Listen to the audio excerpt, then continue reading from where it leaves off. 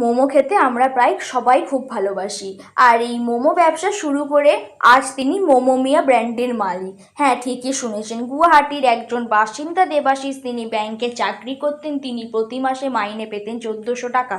এতে তার কোনো মতে সংসার চলতো, কিন্তু তার ইচ্ছা ছিল ব্যবসা করার। তাই সে ব্যাংকে চাকরি ছেড়ে দিয়ে ব্যবসা করবে বলে 2017 সালে একটি আইসক্রিমের দোকান খুলেছিলেন। চালু হবার পর কয়েক মাসের মধ্যে দোকানটি বন্ধ করতে হয় এবং সেই সময় তার প্রায় 2 লক্ষ টাকা ক্ষতি হয়েছিল। এটি একটি বিশাল ক্ষতি ছিল। তারপরও তার মা এবং স্ত্রী তাকে সমর্থন করেছিলেন। তিনি বলেছেন একটি মোমো জয়েন্ট শুরু করার কথা। তারপর তিনি গুয়াহাটির একটি আউটলেটে গিয়েছিলেন, যেখানে তিনি অনুভব করেছিলেন যে তিনি আরও ভালো মোমো পরিবেশন করতে পারেন।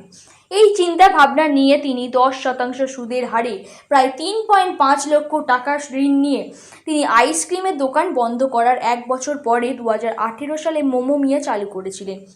বাজারে বেশিরভাগই শুধু চিকেন এবং নিরামিষ মোমো পাওয়া যায়, তাই সে কিছুটা পরিবর্তন করেছে এবং একটি বৈচিত্র্য চালু করেছে, প্যান ভাজা, তন্দুরি, শেজওয়ান ভাজা।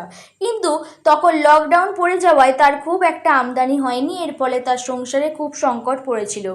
ঋণের টাকা ফেরতের চাপও বাড়তে থাকে। শেষ পর্যন্ত দেবাশিস অর্থ ঋণদাতাকে রাজি করান যে তিনি টাকা পেলেই তাকে সামান্য অর্থ প্রদান করতে দেন। কিন্তু দেবাশিস হার মানেননি। লকডাউন শেষ হওয়ার পর আবার তিনি ব্যবসা চালু করেন এবং ধীরে ধীরে তার ব্যবসার উন্নতি দেখা যায়। তাতে তিনি 14ই ফেব্রুয়ারি 2021-এ হরিদ্বারে প্রথম ফ্র্যাঞ্চাইজি স্টোর খুলেছিলেন।